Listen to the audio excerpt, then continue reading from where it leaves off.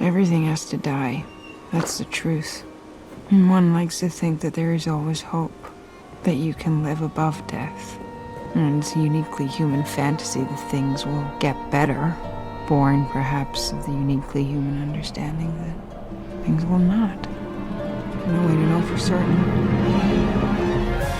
When's the last time a movie has simultaneously made you feel tense, scared, warm, and loved all at the same time? Although the latter doesn't happen as much throughout the movie, seeing how it surrounds themes of existential dread, I'm thinking of Ending Things as something that is really incomparable. Something so beautiful yet horrifying. We aren't there with the characters, we're just listening in, as if we're hearing a story being told to us with little inaccuracies or perhaps larger ones. Although we're viewing the story through the woman's perspective, everything is based in Jake's reality. Like when they're at the Tulsi town, the woman is talking to the worker. Worried. Excuse me? You don't have to go I don't have to go where? forward in time. You can stay here. Very scared. About what? What are you scared about? I'm scared for you. Thank you.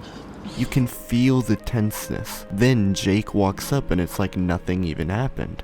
Another instance of this is near the start when they're driving. The woman sees the janitor's play structure all new and pristine in the rotting house's field. But when mentioned to Jake, it starts to fade away like an old memory until it's forgotten. And this happens throughout and throughout, and it just adds to the unsettling feeling this film gives off. The title, I'm Thinking of Ending Things, might mislead you before you watch the movie, but then once you've watched it, you might go, oh, it was about the relationship. And yes, it was in a sense, but was it really? I think it was about suicide. This story we see isn't real. Nothing we saw was real. It was too jumbled and confusing.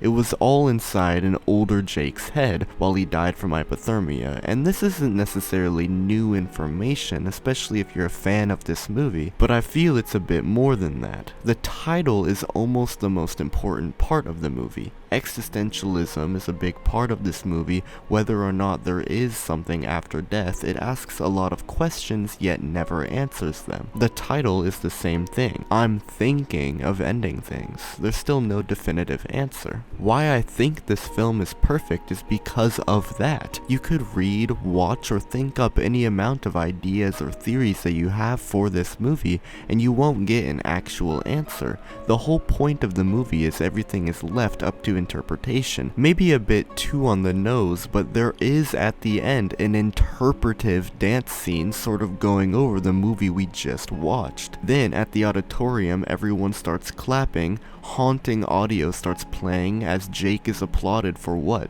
Dying? Living his life? Could his performance have been his life?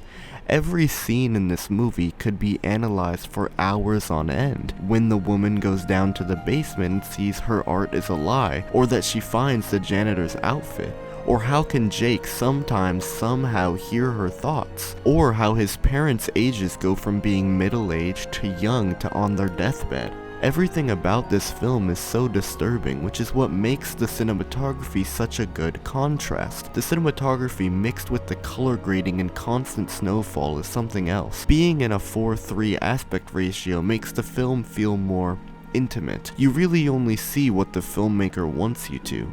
Symmetry is a constant, with people always living in the center of the screen, whether when talking or just thinking. The use of special effects or camera tricks to make you think something other than what is true is a large part of this movie too. An example, when the woman and Jake are looking at photos on the wall and she thinks she saw her, then once Jake looks at it he goes, no, it's me. And they have a short back and forth and then it's forgotten about. The score complements the movie so greatly as well. When something haunting is happening, the soundtrack feels like you need to get out of there or that you're in danger, or it isn't there at all. But then, when something good or beautiful is happening, it makes you feel at peace, like this is the only place you ever want to be at. There's also times when there's no music at all. Really, the sound design as a whole, it's so real you can't help but feel disturbed at times. A perfect example of this is when the woman is entering the basement.